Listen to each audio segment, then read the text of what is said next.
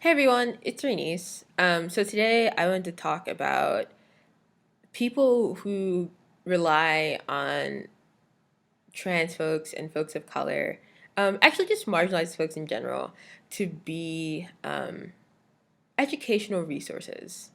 And like how that's not okay. And I want to say that I think there's a big difference between like having a conversation on Facebook or like going to someone's Twitter or like Tumblr or whatever. But I have experienced this in a way that like there are people who have who whenever they want to talk about any type of marginalized identity that I have, be it my black identity or my trans identity, and in college my working class identity. Um, these folks come to me like when they want to talk about anything tangentially related to it, right? So if they're like they just have a ton of questions. Hey, so I was wondering, is this transphobic? I know you don't talk about trans identity often, but I was wondering if we could today. I want to talk about this new identity I heard, genderqueer. I mean, is this really transphobic? Not all trans people have surgeries, but if you did, what would that look like? Oh my god, are you gonna start tea? Can you tell me about it? Do you know Adam? He's like another trans guy I know. I mean, I'm such a trans ally. Like, I really want to help you guys have bathrooms. Kinda exactly like that, actually, now that I think about it. And the problem that I have with all of this is that I have other things to do besides answer all of your questions. And my problem with this, right? My biggest problem with that is like there are ways that you can learn about trans identity, black identity, um, working class identity. Like there are people who like openly want to provide resources. Like there's so many trans folks who run blogs, who write in different social media sites. Like there's just ways that you can do that without having me involved. It's a miracle. Like you can do things without me. Like who knew, right? And some of y'all just be acting like Google ain't your friend that doesn't have a life. Like, you know she will be there whenever you call her. And if she is trying to act funny, feel free to call Bing or Yahoo, right? Because I'm just frankly tired of the nonsense of having to deal with your questions, right? Like, I have my own goals in life. Like, I just finished Orange is the New Black, and Sophia, aka Lauren Cox, she ain't got no friends in that prison, right? And I'm over here trying to figure out how to get noticed so I can be in fake prison with her, so I can be her trans mask bae, right? And I've like already laid out my storyline, right? I'm a Harvard educated chem major. Um, and I helped my criminal brother set up temporary meth labs, right?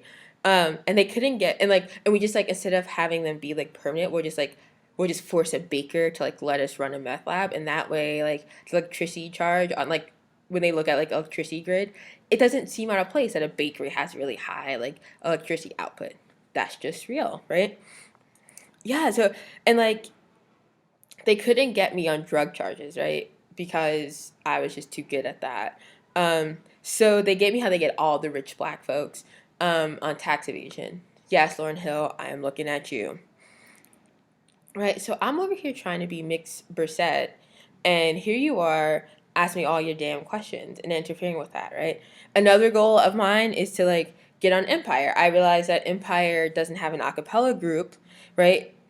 Empire. There's no acapella group signed yet, right? So I'm trying to form my acapella group, Pitch Don't Kill My Vibe, so we can be signed to Empire, and then I could be Jamal's best friend, aka his future bae, right? But I can't because you are just taking up so much of my time with your damn questions.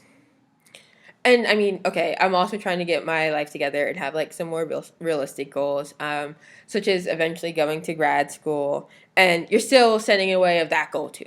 So my challenge to everyone is to stop asking marginalized folks to always educate them. And it's what like it is so one thing. Like I have a lot of friends who are like, "Hey, can you speak on this if you'd like?" A lot of my friends do that, and I do that. I'm often like, "I would really like to hear a black woman's perspective. Can you speak on this for me?" Right? And it's very consensual. It's consent based. It's like I would love for you to consent to having this conversation. If you don't want to consent to that, that's cool, right? Instead of just coming up to me like, "Oh my god, did you see Orange is the New Black? Can we talk about trans women in prison?" No, we can't. We can't because there's so many people who talk about it all the time, And like, I don't have to be that education resource at all times for you. And I think I think for me, it's not just about like people asking these questions. It's about like my people who are only friends with me to ask me these questions, which I think is also a really big thing. Like, I have some people who I realize they never asked me how my day was. Like, I never talked to them about like the really bomb cocktail I just drank, or I never talked to them about like how hard it was to find shoes. Like, I can only find myself talking about like how hard it is to be black sometimes, or like the difficulties of trans identity and like transphobia and like racism. Like, never am we just talking about random things that happen in my life. It's always like, let's talk about race, and like, let's not, because I have so many other things to do. And like, I've actually will be straight up and tell you that I have hit a point in my life when people who I know will do this, I will straight up look at them and be like, I would love to have this conversation with you, but I feel like I'd rather be masturbating. And then they're just so off put by the fact that I openly said I'd rather masturbate than talk to them, that they leave me alone. And it's great.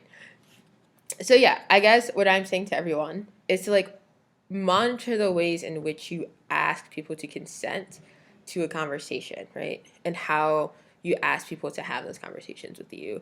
Because I think you should want to learn things from folks. And I don't think there's anything necessarily wrong in that. I think it's a very different thing to constantly demand that people be that education resource. And that's what I have a problem with. I feel like people constantly demand that I talk to them about race, or that I talk to them about trans identity, or that I talk to them about working class identity. And like, that's like not cool, like, at all.